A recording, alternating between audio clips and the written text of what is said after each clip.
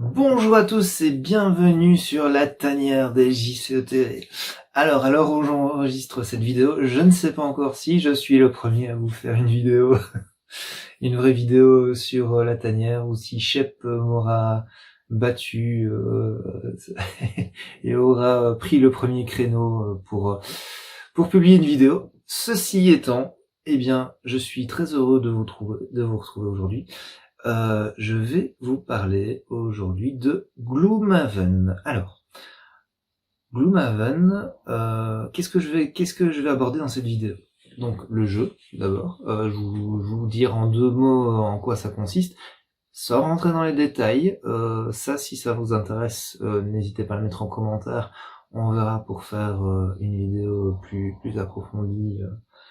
Ici, c'est plutôt une impression générale, et peut-être un guide d'achat sur toute la gamme Gloomhaven, parce qu'il commence à y avoir pas mal de choses qui sont sorties, donc c'est un petit peu l'idée.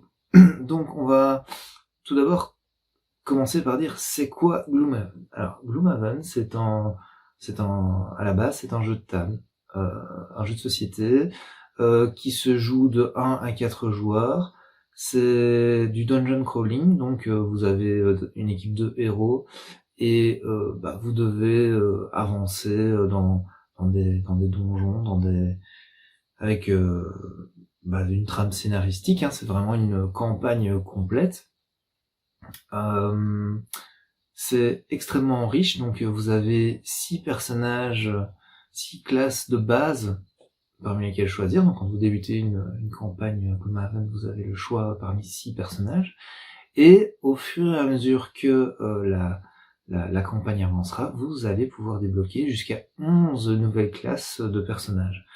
Et tout ça, ce sera amené par, je vais dire, toute une trame scénaristique. Donc quand vous créez un personnage dans Gloomhaven, il va avoir une quête personnelle, et cette quête personnelle, une fois qu'elle est remplie, le personnage prend sa retraite. Vous n'avez plus le droit de jouer le personnage. Mais en contrepartie, vous avez souvent un bon bonus, qui est la majorité du temps le déblocage d'une classe, d'une nouvelle classe. Et puis un autre avantage qui est l'augmentation de la comment est-ce qu'on appelle ça encore, de la prospérité de la ville, voilà, c'est ça. Donc voilà, bon. J'ai pas encore parlé du système de jeu, donc là je vous ai parlé des classes, des classes de personnages. Pour moi c'est un gros point, hein, dans le jeu. Un jeu comme ça avec 17 classes de personnages, et je les ai toutes essayées. Et elles sont vraiment uniques. Chacune est unique, et on ne tombe pas dans les, je veux dire, les travers un peu trop classiques. Alors oui, il y a des ressemblances, oui, il y a un mage, il y a même plusieurs mages dans le jeu, mais chacun fonctionne différemment, a ses aptitudes spéciales. Du coup, on n'est pas sur le magicien de base du donjon et dragon. Pareil, vous avez plusieurs classes qui sont capables de faire du tank, hein, mais chacune a ses spécificités et est réellement intéressante à jouer. Alors, en termes de mécanique en jeu, comment ça fonctionne? En fait, vous avez un nombre de cartes en main au départ. Ça dépend de la classe de personnage. Certains personnages ont plus de cartes que d'autres. Et au fur et à mesure, et vous jouez 2 cartes par tour. Et en fait, sur les cartes, vous avez une partie haute et une partie basse. Généralement, pour schématiser, dans le cadre de cette introduction, la partie haute c'est une action d'attaque, la partie basse c'est une action de déplacement. Alors évidemment, il y a des exceptions, il y a des effets qui viennent se mettre en plus, mais Gloomhaven, le principe de base, c'est ça. Vous avez 2 cartes que vous jouez par tour. Vous devez choisir une partie haute, une partie basse sur chacune de vos 2 cartes. Et du coup, ça va consister généralement à se déplacer et taper. Généralement, parce que évidemment, chaque classe a ses subtilités, et ce schéma-là n'est pas toujours respecté, mais globalement, c'est comme ça que ça se passe. Du coup, eh bien, au fur et à mesure de la partie, bah, vous allez défausser, enfin, vous utilisez vos cartes sur votre, au fur et à mesure des tours. Et une fois que vous n'avez plus de cartes en main, eh bien, pour jouer un nouveau tour, il va falloir, alors je rentre pas dans les détails des règles ici, mais il va falloir éliminer complètement une carte de la partie, et puis les cartes restantes, vous les reprenez, vous les remélangez, enfin vous les reprenez en main, et vous recommencez un cycle à choisir 2 cartes par tour. Une fois que toutes vos cartes sont dans votre défausse, encore une fois, on élimine une carte de la défausse, vous reprenez le reste des cartes en main, et donc vous voyez qu'au fur et à mesure de la partie, vos nombres de cartes, vos cartes disponibles diminuent. Et du coup, ça, c'est un excellent moyen de ne pas faire traîner les parties trop en longueur, en fait. On peut pas se dire, ah bah, on va rester dans la première salle, après l'avoir nettoyé, et se dire, ben voilà, on va utiliser que des actions de soins jusqu'à ce que tout le monde soit max PV. Non, ça marche pas comme ça. Il y a un moment où vous allez vous retrouver sans cartes, et quand vous vous retrouvez sans cartes à pouvoir être joué, eh bien votre personnage est épuisé. Ça veut dire qu'il ne peut plus, il est pas mort, il est épuisé, donc ça veut dire que il n'est plus là, il n'est plus, on peut plus le jouer. Il garde ses bénéfices du scénario, hein, s'il a pris de l'XP ou s'il a pris des pièces d'or, bah, il le garde, mais il est épuisé, donc il ne joue plus pour le reste du scénario, mais par contre les copains peuvent continuer à jouer. Voilà, donc ça c'est vraiment la mécanique de base de Gloomhaven, c'est ces cartes que vous avez en main. Chaque fois on joue une partie haute, une partie basse, et au fur et à mesure que la partie avance, vous avez ces cartes vont être éliminées de la partie jusqu'à ce que vous n'en ayez plus, et que bah, de facto votre personnage soit épuisé. Voilà. Alors comment ça se passe au niveau des combats? Eh bien ici il n'y a pas de dés, il n'y a pas tout ça, vous avez un petit deck de modificateurs d'attaque, et c'est un peu, ça ressemble un petit peu à du Arkham, hein. Vous avez pas un échec automatique. Si, vous avez un échec automatique en fait. C'est un petit rond barré, donc quand vous piochez ça, bah, pas de chance, votre attaque foire. Vous avez pas de signe des anciens, mais vous avez un modificateur x2. Donc quand vous faites une attaque à 5, vous êtes plutôt content de piocher votre x2. Et puis vous avez des -1, +0, +1, etc., etc. Et en fait, ce qui est assez intéressant, c'est qu'au fur et à mesure que vous prenez de l'expérience, ou que vous remplissez des objectifs de bataille, je vais pas rentrer dans le détail, mais au début de chaque partie que vous jouez, vous avez un objectif, si vous le remplissez, eh bien, vous allez avoir des points qui vous permettent au final de modifier votre deck de modificateurs d'attaque, et donc bah il y a par exemple des personnages qui se retrouvent à enlever tous les -1, tous les 0 de leur deck, et de n'avoir plus que des +2 dans leur deck à haut niveau, donc c'est extrêmement chouette, parce que bah, votre personnage qui fait une attaque à 3, en réalité vous savez que en fin de campagne c'est une attaque à 5. Enfin bref, et il peut y avoir plein d'effets en plus qui viennent se mettre dans le deck d'attaque, donc il y a des statues hein, qui sont empoisonnées, étourdies, etc. Je vais pas rentrer dans le détail de tout ça, mais voilà, vous pouvez voilà, sur une attaque faire un truc un peu sympa, et puis affecter vos adversaires d'une manière qui va vous arranger pour la suite de la partie. Voilà, donc ça c'était pour la manière dont ça fonctionne de base, hein. Qu'est-ce que je peux vous dire d'autre? Oui, donc ce qui est pas mal à Gloomhaven, moi ça m'arrange bien, c'est qu'au niveau des lignes de vue, vous voyez tout ce qui est dans la même salle que vous. Voilà. Il n'y a pas de ah, il y a un obstacle, du coup je vois pas, ah, il y a les ennemis, du coup je vois pas l'ennemi qui est derrière le premier ennemi. Non, tout ça c'est simplifié, donc les lignes de vue sont plutôt simples ici pour les attaques à distance.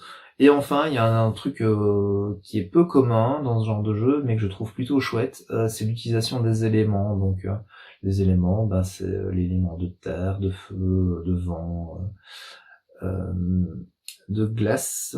Il n'y a pas d'eau, il y a la glace. L'obscurité et la lumière. Et en fait, si vous voulez, parfois, quand on fait une action, que ce soit un déplacement ou une attaque, eh bien, on génère un élément, et cet élément qui est disponible, on peut l'utiliser sur certaines capacités pour renforcer l'attaque. Donc par exemple, je me déplace, j'ai généré de la lumière, et puis après mon copain, justement il a une attaque qui consomme de la lumière, et ça lui fait passer son attaque à 2, à 3 par exemple. Voilà, c'est ce genre de petites choses. Il existe un exemple simple, mais ça peut être on immobilise un ennemi, on l'empoisonne, on le maudit, enfin bref. Voilà, tout ça est plutôt chouette. C'est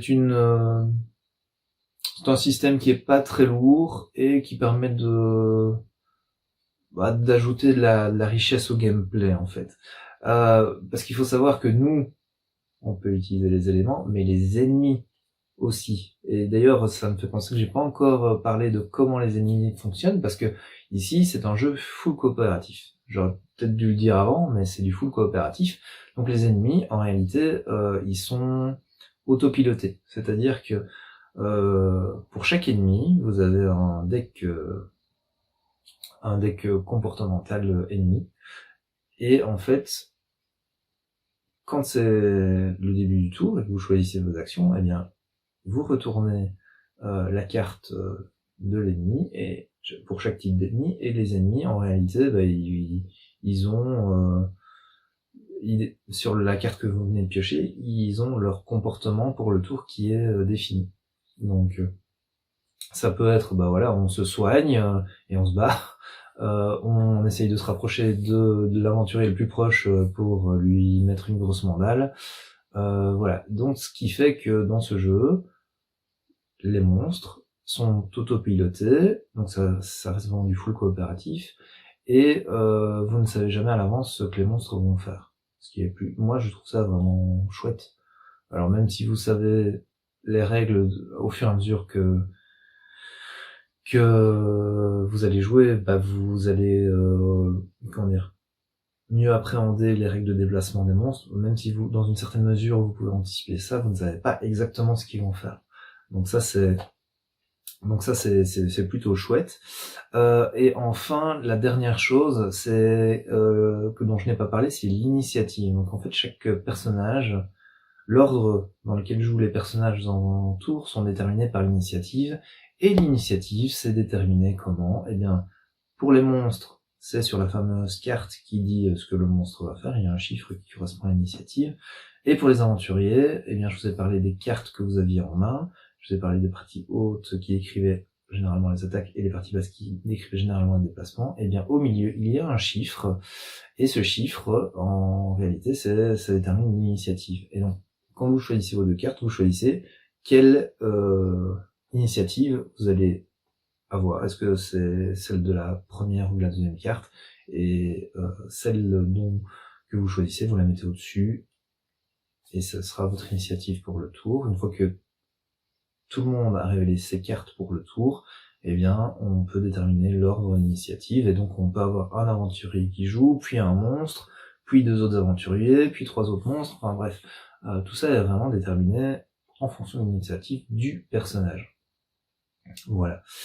Donc ça, je pense que j'ai tout dit sur la manière dont ça se jouait, vraiment au niveau du scénario en tant que tel. Maintenant, jouer une partie, c'est chouette, mais tous ceux qui ont déjà fait du RPG un peu tactique savent qu'il y a tout ce qu'il y a autour, quoi. Donc ici, c'est la phase de combat. Maintenant, il y a toute la phase qui va autour. Donc c'est-à-dire qu'une fois qu'on a fini une mission, on va à la boutique pour s'acheter des bons objets qui vont bien, une petite cape d'invisibilité, des bottes pour aller plus vite. Des potions de soins pour récupérer de la vie, enfin voilà. Donc ça fait partie du jeu. Une fois que la mission est finie, on retourne en ville. Et il y a plein de choses, hein. Donc si vous avez gagné de l'expérience dans un scénario et que vous avez gagné suffisamment d'expérience que pour passer de niveau, eh bien vous débloquez des nouvelles cartes. Alors attention que ces cartes qui sont débloquées, ça vous donne un choix supplémentaire possible dans votre pool de cartes. Ça veut dire quoi? C'est-à-dire que au début du jeu, vous avez, je ne sais pas, disons que pour votre personnage, vous avez une taille de main de 10, une taille de main de départ de 10, mais vous avez quand même toujours 3 cartes supplémentaires par rapport à la taille de main en début de partie. Donc ça veut dire que parmi vos 10 plus 3, 13 cartes, vous devez en choisir 10 que vous allez amener dans les batailles. Quand vous montez de niveau, vous allez avoir le choix généralement entre 2 nouvelles cartes du nouveau niveau. Donc vous choisissez celle qui vous convient le mieux. Et donc vous vous retrouvez avec 10 plus 3 plus 1, donc 14 cartes. Et parmi ces 14 cartes, vous choisissez lesquelles 10 cartes parmi celles-là que vous allez emmener en mission. Voilà comment ça se passe au niveau de la prise de niveau. Et en plus de ça, dès que vous augmentez de niveau, vous avez le droit d'avoir un avantage sur votre modificateur de deck. Donc vous pouvez généralement ajouter une carte avec un bon modificateur ou retirer une carte avec un modificateur négatif, c'est ce genre de choses. Donc il y a la montée en niveau. Donc ça c'est chouette pour tout bon joueur de RPG qui aime bien faire monter et évoluer ses personnages. Et il y a on sent réellement la progression, c'est-à-dire que au fur et à mesure que vous augmentez dans les niveaux, les capacités sont de plus en plus intéressantes et on prend de plus en plus de plaisir à jouer. Enfin, ça a été mon cas en tout cas. Alors vous allez me dire, ouais, ok, mais du coup, comment ça se passe au niveau de l'équilibre du jeu? En fait, l'équilibre du jeu, c'est très bien fait parce que au début, quand on commence un scénario, on détermine le niveau du groupe, en fait. Le niveau du groupe, on prend tous les personnages du groupe et on calcule le niveau moyen. Et au bout d'un calcul, au final, ça vous donne un chiffre qui va déterminer le niveau de difficulté du scénario. Et en réalité, ce qui est vraiment bien fait, c'est que les monstres ont des caractéristiques qui diffèrent en fonction du niveau du scénario. Donc vous allez toujours avoir une partie équilibrée en fait. Les monstres auront toujours un niveau équivalent, auront toujours un niveau qui a été défini en fonction de la force de votre groupe.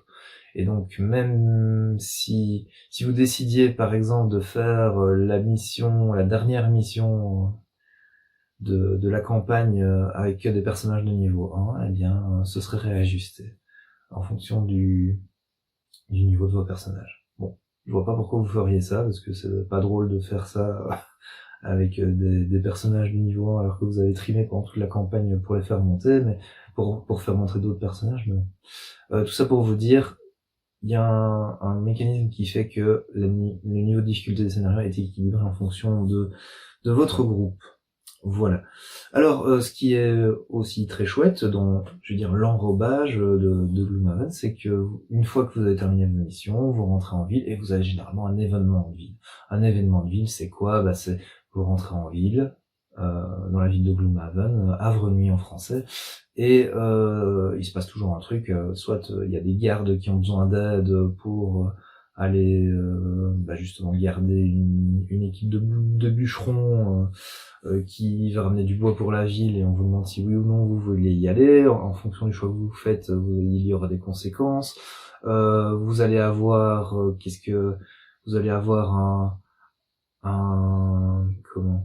il va y avoir une bagarre qui va éclater dans une taverne. Comment est-ce que vous décidez de la jouer? Est-ce que vous rentrez dans le tas ou est-ce que vous essayez de calmer le jeu?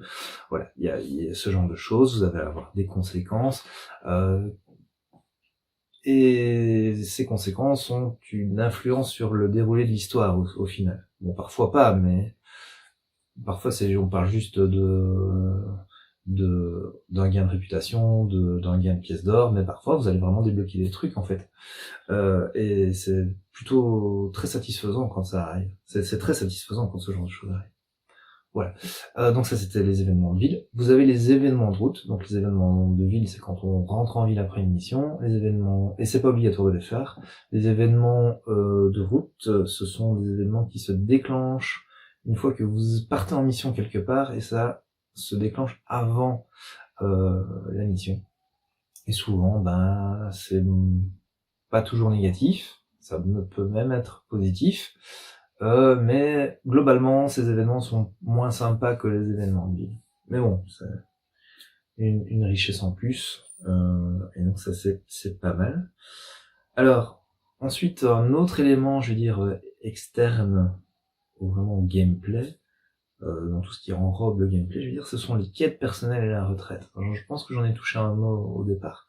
Mais quand vous créez un personnage, vous tirez une quête personnelle, et cette quête personnelle, du coup, une fois qu'elle est terminée, une fois que le personnage a rempli son objectif, il doit partir en retraite, donc vous n'avez plus le droit de jouer avec votre personnage, c'est fini.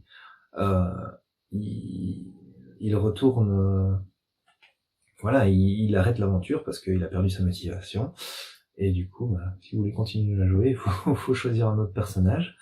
Alors, ça peut paraître super frustrant comme ça, mais généralement, c'est accompagné du déblocage d'une nouvelle classe de personnage.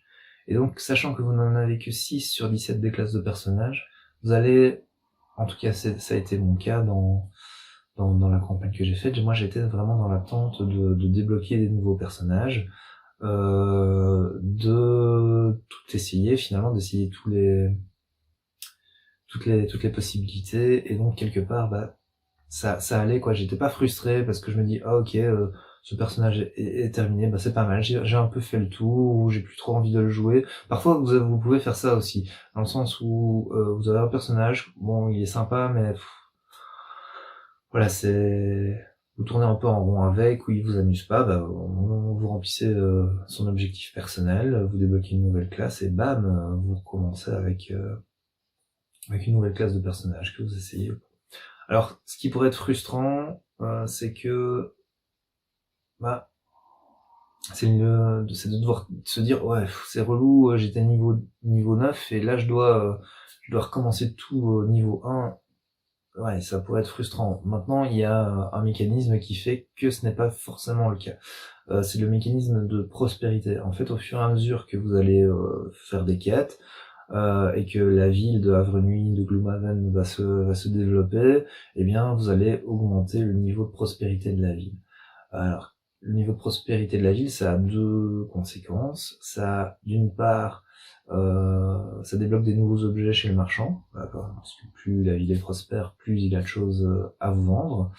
Et ensuite, la deuxième conséquence, c'est que tout nouveau héros commence avec un niveau égal au niveau de prospérité de la ville. Donc par exemple, si moi je me souviens mon premier personnage retraité, ça a été assez rapide, hein, et bien du coup j'avais un niveau de prospérité de ville de 3, et bien le personnage que j'ai démarré juste après a eu un niveau 3 pour commencer. Et donc ouais, c'est pas mal quoi, parce que niveau 3, surtout le début de partie, on n'a pas forcément des trucs hyper puissants, donc on galère un peu, on sait pas trop comment jouer le personnage, voilà. Donc j'étais plutôt content d'avoir un personnage directement niveau 3, et ça n'empêche pas que de niveau 3 à 9, qui est le niveau maximum, on a quand même clairement comment dire, l'opportunité de progresser. Donc c'est plutôt bien fait, c'est plutôt bien fait. Voilà, donc j'ai parlé de cette histoire de quête personnelle de retraite, la prospérité de la ville, j'en ai parlé également. Il y a aussi la réputation de votre groupe au sein de la ville. Donc ça veut dire quoi? Bah, au fur et à mesure que vous allez faire des événements ou des missions, eh bien vous allez engranger de la réputation qui peut être positive ou négative. Et en fonction de ça, il y a deux conséquences. Il y a des choses qui se débloquent en fonction de si vous êtes un groupe avec une bonne réputation ou non. Et aussi, bien, en tout cas, moi je n'ai fait que la réputation positive, donc je vais vous en parler. J'ai des réductions chez le marchand, et donc le marchand de la ville. Et ça c'est plutôt sympa parce que quand je vois le nombre d'objets que j'achète, eh bien même si la réduction n'est pas énorme, bah, ça plus ça plus ça, on a gagné 50 pièces d'or qu'on s'en rend pas compte. Donc ça c'est plutôt chouette. Et enfin, le dernier mécanisme, je vais dire, de ville, hein, je vais appeler ça comme ça, en dehors du jeu tactique, c'est les enchantements. Donc en fait, sur les cartes, vos cartes d'habilité, vous avez des petits points. Et sur ces petits points, en fait, ce sont des emplacements d'enchantement. Qu'est-ce que ça veut dire? Eh bien, ça veut dire que quand vous pouvez rajouter des effets à vos cartes. Donc par exemple, un déplacement 3, vous pouvez payer en enchantement pour le transformer en déplacement 4. Ou alors le transformer en déplacement avec saut. Le saut, je n'en ai pas parlé, mais ça permet de passer au-dessus des obstacles et de ne pas être bloqué par les ennemis au niveau du déplacement. Voilà. Vous pouvez aussi générer des éléments, j'en ai parlé tout à l'heure brièvement. Vous pouvez, sur des attaques, augmenter la force de l'attaque ou mettre des effets sur l'attaque, comme immobiliser un ennemi, l'empoisonner, ce genre de choses. Enfin bref, ça offre encore une couche de richesse au jeu. Par contre, les enchantements, ça coûte cher. Plus vous essayez d'enchanter une carte de niveau élevé, plus ça va vous coûter cher, donc il faut vraiment être sûr de ce que vous faites avant d'enchanter une carte.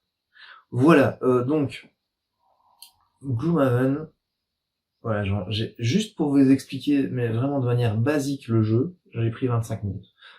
Ça vous donne, je vais dire, la profondeur et la richesse du jeu, parce que en soi, vous auriez très bien pu avoir des classes de personnages, avoir votre enchaînement de missions, et tout ce qui est à côté, comme les quêtes personnelles, la prospérité, la réputation, les événements, tout ça, ça aurait pu ne pas exister en fait, et ça n'aurait rien changé à la mécanique de jeu. Donc, moi je trouve que c'est extrêmement chouette. Enfin, ça offre une grosse richesse au jeu, vraiment, une grosse richesse. Par contre, le truc c'est que souvent, on va vous dire en résultat de quête, bah voilà, ajoutez la carte numéro 56 à votre paquet d'événements de ville ou à votre paquet d'événements de route. Voilà, donc ça veut dire qu'il y a quand même tout ce suivi à faire, faut pas se mélanger, pardon, dans les cartes que vous devez ajouter aux différents paquets, il y a quand même beaucoup d'éléments, hein, les cartes objets, on n'a pas accès à tous les objets de base, il y a des objets qu'on va débloquer en quête, il y a des objets qu'on va débloquer au niveau de prospérité, donc ça fait quand même, au niveau méta, toute cette richesse, c'est quand même pas rien, quoi, c'est de la manipulation. Voilà, comment dire. Donc c'est chouette, mais voilà, il faut avoir à l'esprit que c'est de la manipulation. Alors, je vous ai dit que j'allais faire un court mode intro. Bon, bah, chez moi, un court mode intro, c'est 30 minutes. Et ensuite que je partirai sur une sorte de guide d'achat sur tout ce qui est Gloomhaven. Alors, donc ici, ah oui, je ne vous l'ai peut-être pas dit, mais Gloomhaven, de base, c'est 95 scénarios pour une campagne disponible. Donc ça veut dire que sur un run, vous n'allez pas faire tous ces scénarios parce qu'il y a des embranchements scénaristiques, etc. Mais voilà, donc ça vous donne quand même une idée. Là, sur le run que je viens de terminer, j'ai fait 76 parties, ce qui est quand même conséquent. Moi, j'ai joué à la version digitale, d'accord, donc ce sont exactement les mêmes scénarios. Maintenant, si vous le faites en jeu de table, eh bien, il faut vous dire, ok, potentiellement, on commence une campagne qui va durer tout ce temps-là, quoi. Donc, il faut quand même avoir à l'esprit que c'est pas une petite entreprise dans laquelle vous vous lancez, et Donc il faut quand même avoir un groupe de jeu assez solide et régulier que pour durer dans la longueur, quoi. Parce que même à une partie par semaine, ça vous fait 1 an et demi, hein, même si et vous voyez pendant les vacances et à Noël. Donc je veux dire, c'est riche, c'est super riche.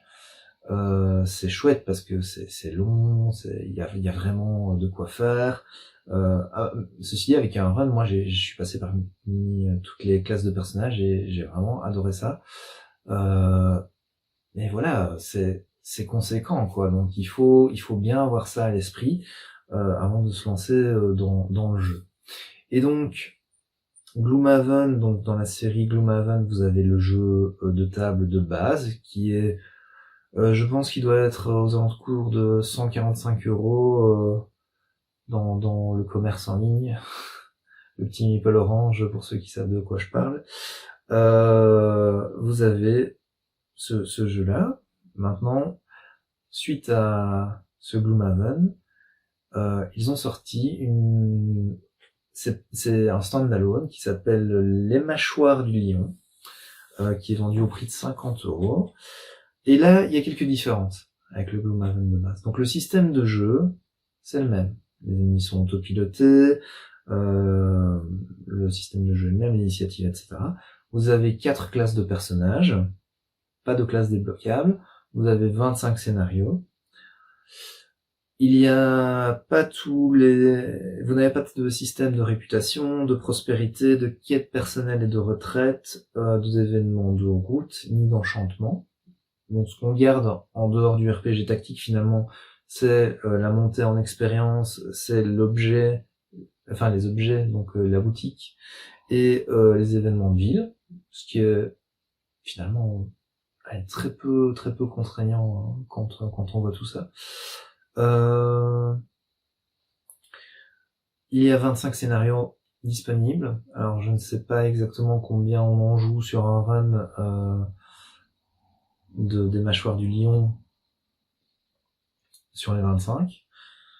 Mais j'imagine qu'on va être aux alentours de la vingtaine, hein, donc ça reste quand même un niveau de partie assez conséquent. 20 parties sur un jeu, c'est pas mal du tout.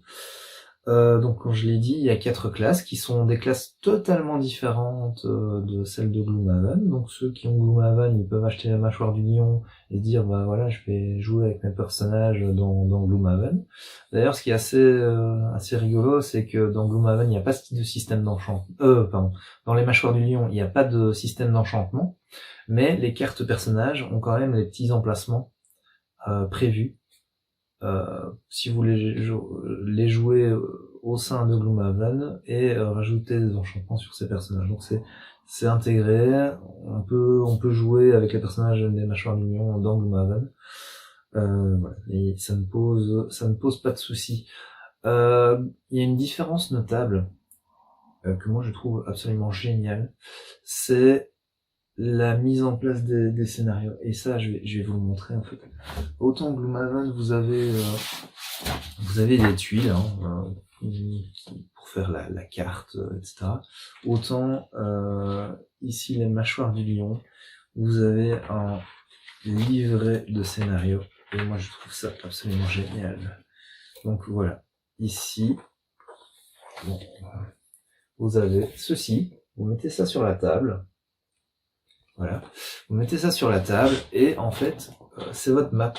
Et on ne le voit peut-être pas bien, mais vous avez des petits hexagones, voilà, et donc voilà, vous avez des obstacles, là vous avez des terrains difficiles, des terrains infranchissables, vous avez la mise en place des ennemis en fonction du nombre de joueurs, et il n'y a pas besoin d'assembler les tuiles en fait dans la Mâchoire du Lion. Vous dites, bah voilà, je veux jouer le scénario numéro 3, et ça, ce sera l'envers. Hein. Vous voulez jouer le scénario numéro 3, eh bien, vous ouvrez le livret de scénario, paf, la mise en place est faite.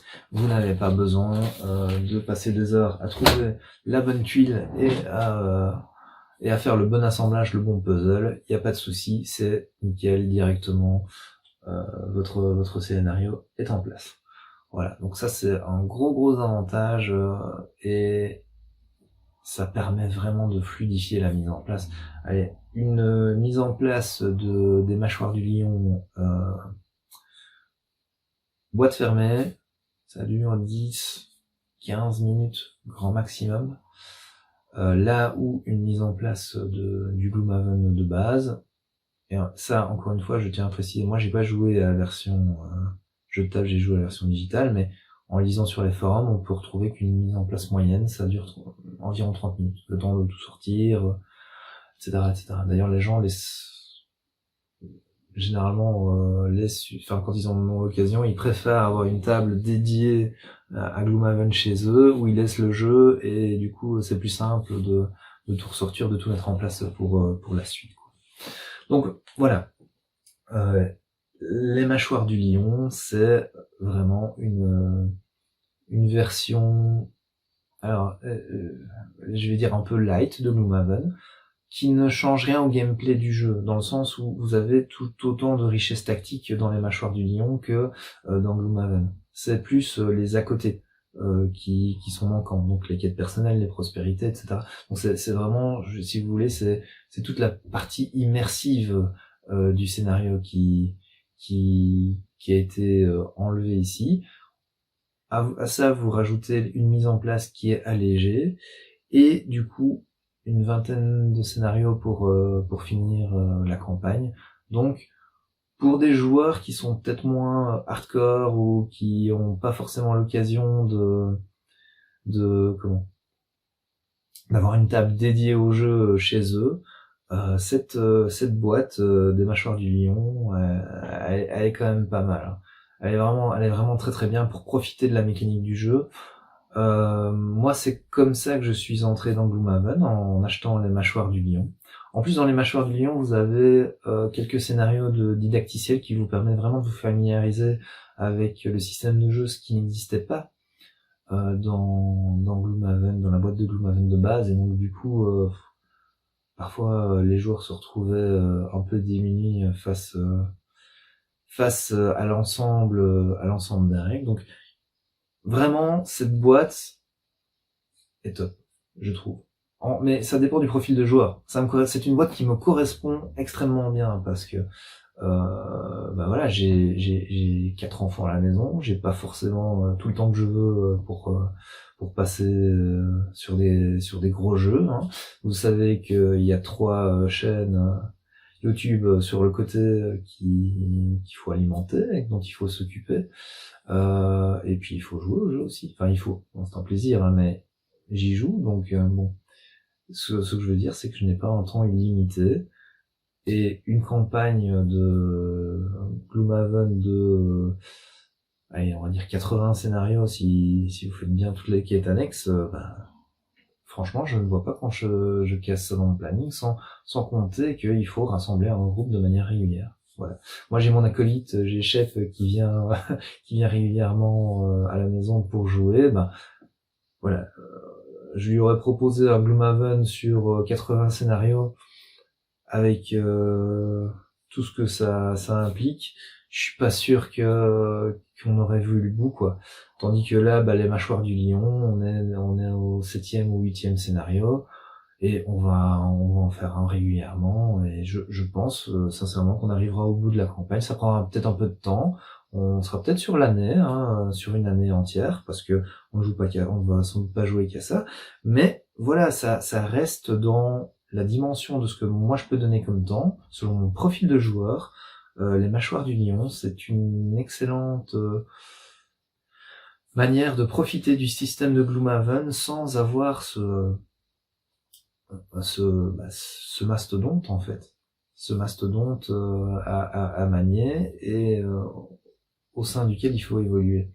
Alors évidemment, mâchoire du lion, on est sur 50€ contre 145 pour du Gloomhaven. C'est vrai. Maintenant, allez, je ne dis pas que les 145€ de Gloomhaven, ça ne vaut pas son prix. Clairement, je pense que ça les vaut au niveau du matériel, au niveau... Allez, on parle quand même de 17 classes de personnages au total, qui sont vraiment toutes intéressantes. Donc, c'est vraiment chouette, quoi. C'est vraiment chouette, et je pense que le jeu vaut son prix, mais je pense qu'il faut aussi vous poser la question, quel est mon profil de joueur et vers quoi est-ce que je veux me diriger. Voilà. Moi, ma réponse, c'est les mâchoires du lion. C'est ce qui me correspond le mieux à moi, parce que il y a un didacticiel, parce que il y a ce fameux livret de scénario qui permet de me faire une mise en place allégée. Voilà. En jeu de table, en version jeu de table, moi, je me dirigerai vers les mâchoires du lion. C'est ce que j'ai fait. Je compte pas acheter le Gloomhaven de base. Hein, je vous ai dit que j'ai fait la campagne, mais je l'ai fait en version digitale. Et donc je vais vous parler maintenant de la version digitale du coup. Donc Gloomhaven Digital, qu'est-ce que c'est? Eh ben c'est une adaptation. Alors ce n'est pas ça c'est un point. Je remercie Shep qui m'a attiré l'attention sur le point. Ce n'est pas un portage, dans le sens où ce n'est pas, vous allez pas voir les mêmes éléments graphiques que le jeu de table sur l'ordinateur. C'est vraiment un portage en jeu vidéo. Qu'est-ce que ça veut dire? Ça veut dire que déjà toutes les règles sont exactement les mêmes. Gloomhaven Digital, au niveau des règles, c'est bon. J'allais dire que c'est compliqué. Enfin, il y a quelques exceptions près, mais franchement, ça ne se ressent pas dans le jeu, quoi. C'est plus des décisions pragmatiques qui ont dû se faire au niveau de la programmation, mais on parle vraiment de légers détails. Grosso modo, c'est la même chose. Le jeu de table et l'implémentation digitale, c'est la même chose. D'ailleurs, quand un bug est soumis aux développeurs, pour savoir comment gérer la situation, ils font toujours référence au jeu de table. C'est le jeu de table qui a le dernier mot, les règles du jeu de table qui ont le dernier mot, et on essaie de coller au maximum là-dessus. Donc vraiment, c'est la même chose, quoi. C'est juste que au niveau mécanique, au niveau de tout ce que je viens de dire, donc les événements, etc., les événements de ville, les événements de route, les enchantements, la boutique, le système en jeu, etc. Par contre, c'est pas un simple portage de jeu de table, c'est vraiment une implémentation vidéoludique, dans le sens où les développeurs se sont amusés à faire de nouveaux graphismes, ils ont modélisé en 3D toutes les créatures, ils ont fait de l'animation, il y a des petits effets assez sympas quand les attaques se lancent, enfin voilà, disons que si vous ne connaissiez pas le jeu Gloomhaven, le jeu de table, vous pourriez vous dire que c'est un jeu vidéo. Voilà. Ceci dit, vraiment ça colle vraiment très bien. Et moi, pourquoi est-ce que je me suis dirigé vers ce Gloomhaven digital? Eh bien, plutôt que vers la version de base, tout simplement parce que l'avantage, alors, j'allais dire l'avantage c'est qu'on peut jouer en solo, mais Gloomhaven, vous pouvez le jouer en solo aussi, la version de base. C'est juste que vous devez jouer 2 personnages pour jouer en solo. Donc, c'est pas un vrai argument de dire qu'on peut en jouer en solo, mais c'est quand même facile dans le sens où, voilà, moi j'ai un temps de midi qui fait généralement 1 heure, donc sur mon temps de midi, j'allume mon PC, j'allume Gloomhaven, je me fais une partie et puis boum, ça a duré 1 heure. La mise en place, je n'ai pas à la faire, c'est géré par l'ordinateur. Mon groupe de personnages, c'est sauvegardé par rapport à la dernière fois, donc j'ai pas à me dire ah oui ok il faut que je prenne ce personnage-là, ce personnage-là, ce personnage-là. Les decks de modificateurs d'attaque pour chaque personnage, c'est ça, c'est ça. Non, tout est sauvegardé dans l'ordinateur, donc c'est simple, c'est plus simple. C'est une version un peu paresseuse de mettre en place si vous voulez, mais dans ma vie de tous les jours, c'est un gain de temps qui n'est pas négligeable. Ensuite, il y a toute cette gestion d'embranchement scénaristique qui est gérée automatiquement par l'ordinateur et qui est très transparent finalement. Donc les événements de ville qui ont été rajoutés, ça se fait tout seul. Les événements de route, idem. Et oui, je l'ai pas dit, mais quand un personnage prend sa retraite, parfois on le recroise dans les événements de ville ou de route, et du coup, ça c'est géré tout seul par l'ordinateur. Toutes les quêtes disponibles, eh bien, vous avez de manière très claire quêtes déjà effectuées, quêtes non effectuées, et c'est super clair, c'est super simple. Alors que si vous êtes sur la version tabletop, donc un jeu de table, eh bien, vous devez presque avoir une feuille annexe et noter, bah voilà, on a fait tel scénario, tel scénario, on a débloqué tel enchaînement scénaristique, on a bloqué tel enchaînement scénaristique. Enfin, sur une campagne de 80 scénarios, il faut faire attention de pas faire d'erreur, quoi. Ici, il n'y a pas d'erreur possible puisque tout est géré en automatique. Donc ça, si vous voulez, le cœur du jeu reste le même, hein, mais il y a plein de choses qui sont prises en charge pour vous dans la version digitale, et vu la richesse du jeu, je trouve que ça se justifie complètement d'être que ce soit pris en charge par une intelligence artificielle, quoi. Parce que finalement ça reste des manipulations méta un peu lourdes, ça ne vous apporte rien. Enfin, prendre une carte et la mettre, vous dire que vous n'avez plus le droit de faire tel scénario, je veux dire, en tant que plaisir de jeu, ça ne vous apporte rien, c'est de la mise en place. Donc là, c'est pris en charge. C'est pris en charge, et il y a quand même pas mal de choses qui doivent être prises en charge. Tout ça est fait. Et donc moi je trouve ça vraiment très chouette. Maintenant, voilà, c'est un jeu vidéo, enfin vous êtes devant votre ordinateur, là où vous seriez à table avec une bonne bière et des potes sur une version, je veux dire, sur la version jeu de société, donc forcément le feeling n'est pas le même. Ça n'a rien à voir. Vous avez évidemment du multijoueur en ligne, ça c'est très sympa si justement vous ne pouvez pas réunir votre groupe chez vous dans un endroit commun. Mais du coup, ouais, ça vous permet de jouer avec d'autres gens plus loin, un peu comme les gens qui jouent à Arkham en ligne, ou à Marvel Champions en ligne, bah ça permet de le faire. Voilà.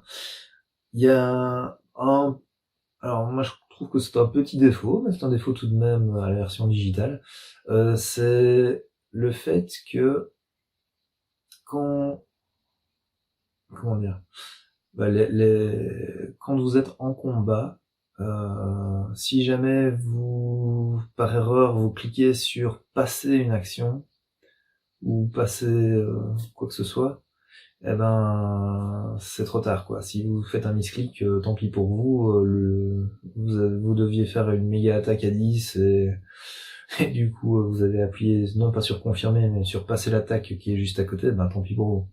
Voilà, l'attaque ne se fera pas. Ça, il n'y a pas de annuler, revenir en arrière, etc. Une fois que c'est confirmé, et puis voilà. Par contre, cette rigidité relative de l'interface du jeu vidéo, ça vous permet quand même d'éviter la dose de misplay. Combien de fois est-ce que je n'ai pas voulu, par exemple, jouer 2 actions hautes des 2 cartes que j'avais choisies?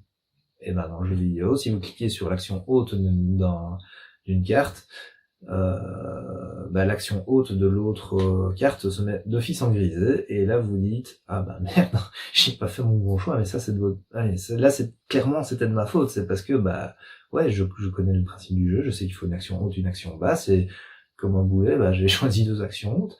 Enfin, si vous avez déjà joué à Gloomhaven, ça vous est certainement déjà arrivé. Si vous allez commencer le jeu, ça vous apprend, ça vous arrivera certainement.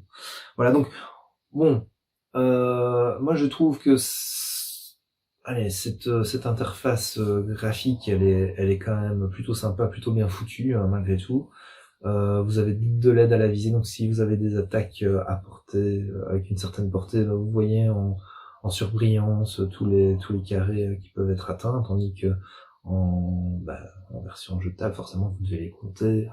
Voilà, je veux dire, ici, je trouve que cette version digitale de Gloomhaven, je dis bien de Gloomhaven, est une excellente aide quelque part au jeu, pour gérer tout le méta en fait. Et aussi, dans une certaine mesure, je trouve que ça vous permet d'éviter des misplays.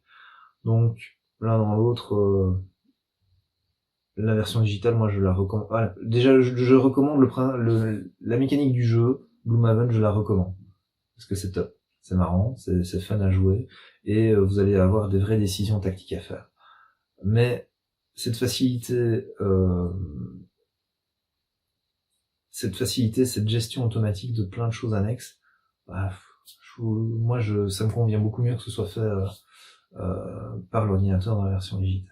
Mais encore une fois, c'est parce que j'ai le profil de joueur que j'ai, je n'ai pas en temps infini, et voilà. Par contre, je suis très content quand chef vient à la maison de ressortir les mâchoires du lion et qu'on se fasse une vraie partie de jeu de table, parce que cette version, les mâchoires du lion, bah, on fait un setup en 15 minutes, et les scénarios ne durent pas une éternité, quoi. En 1 heure et demie, on a bouclé une partie, on pourrait même enchaîner une deuxième, c'est parce que nous, on préfère papoter, aller faire notre shopping en ville, voir comment on va faire évoluer nos personnages, etc. Mais en soi, c'est parce qu'on prend le temps de faire comme ça, mais sur notre temps défini au jeu, on pourrait faire 2 scénarios, et enchaîner 2 scénarios sans souci. Voilà. Alors j'en ai peut-être pas parlé, mais le prix de cette version digitale, je pense que ça doit être une 30aine d'euros sur Steam. Moi, je l'ai eu à 18 € en achetant une clé CD. Vous mettez clé CD, Gloomhaven Steam, vous trouverez quelque chose d'équivalent. Voilà. Donc il y a aussi ce facteur-là, le facteur prix. Dépenser 18 € dans le jeu digital ou 145 dans la version tabletop, bah voilà, il y a cet argument-là qui a pesé aussi, en plus de l'argument temps mis en place, etc., etc. Voilà, donc c'est mon choix pour les raisons que j'ai données, mais encore une fois, c'est pas parce que moi j'ai fait ce choix-là que vous devez faire pareil. Connaissez votre profil de joueur, sachez le temps que vous avez ou pas à investir dans le jeu, et vous voyez comment faire pour y jouer. Parce que oui, vous devez y jouer, c'est absolument pas c'est absolument pas une option que vous ne jouiez pas à ce jeu. Je ne l'ai pas dit non plus, mais c'est quand même le numéro 1 sur Board Game Geek, donc le jeu Gloomhaven de base. Pour ceux qui connaissent pas, c'est un site qui répertorie tous les jeux de société qui existent. Les Mâchoires du Lion, c'est son numéro 4 à ce classement, donc c'est loin d'être rien, quoi. Si ce jeu-là est à ce niveau-là, alors, ça ne dit pas tout, mais c'est un bon indicateur que c'est un bon jeu, et moi je vous confirme que c'est une mécanique simple, mais loin d'être simpliste. Donc, pour moi, il faut rentrer dans ce jeu d'une manière ou d'une autre. Voilà. Alors, qu'est-ce qui se passe en dehors? Donc là, je vous ai parlé de Gloomhaven, des Mâchoires du Lion, de la version Gloomhaven digitale. Ils viennent de sortir les Mâchoires du Lion en version digitale. Voilà. Bon, ça c'est vraiment à vous de voir. Moi, je l'ai pris malgré tout, même si j'ai le jeu de base, juste comme ça me permet d'utiliser les personnages des Mâchoires du Lion dans la campagne Gloomhaven générale. Ça me permet de prendre les personnages de Gloomhaven de base et d'aller dans les scénarios de la Mâchoire du Lion, mais c'est pas parce que j'ai acheté cette version digitale que je ne vais pas jouer à la version jeu de table avec Shep. Parce que bah c'est pas la même chose en fait. C'est pas la même chose. Et j'ai le temps de le faire, de jouer la version physique des Mâchoires du Lion. Donc je regrette pas d'avoir acheté les deux. Voilà. Donc ça c'est les Mâchoires du Lion, c'est vendu 18 € sur Steam si je me trompe pas. Donc voilà, ça reste moins cher que la version que la version jeu de table. Mais voilà, à vous de voir un petit peu ce qui vous convient le mieux. Hormis cela, il faut savoir que Gloomhaven a eu un succès assez énorme, et qu'il y a un standalone qui va sortir, qui s'appelle Frosthaven, et donc c'est rebelote, hein, c'est 100 scénarios, 6 classes de base, 10 classes débloquables. C'est à paraître en anglais en 2022, quand je n'en ai aucune idée. Je n'ai pas non plus le prix, mais j'ai envie si je devais deviner, je dirais que ce serait sans doute la même gamme de prix que le jeu Gloomhaven de base. Alors, Il y a déjà des gens qui se demandent est-ce qu'il y aura une version digitale de ce Frosthaven. Ben ça, moi je n'en sais rien. Vu le succès de Gloomhaven digital, j'ai envie de vous répondre oui, mais ça reste mon avis. Et à mon avis, si ça se fait réellement, sachant que le jeu de table sort là, il faudra attendre quelques années avant de le voir. Voilà, donc ça c'était pour Frosthaven. Il y a également une extension de Gloomhaven qui existe, qui s'appelle le Cercle Oublié, qui rajoute une vingtaine de missions et une nouvelle classe de personnages. J'aurais beaucoup de mal à vous parler de ça parce que ce n'est pas disponible dans la version digitale, donc je n'y ai pas joué.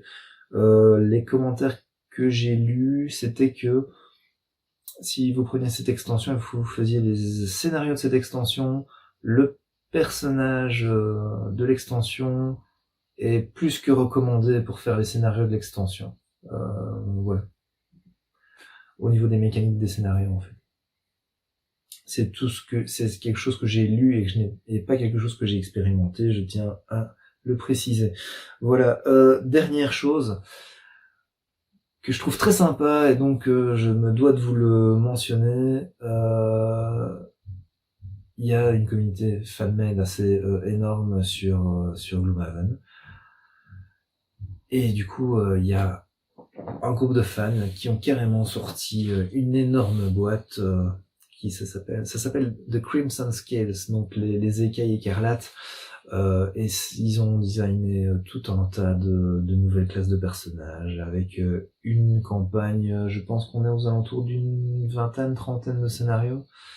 Voilà. Et il faut savoir que Isaac Childress, donc le créateur de Gloomhaven, a mis à disposition les ressources graphiques de Gloomhaven pour que les gens de la communauté puissent faire ça. Et c'est des fous, hein.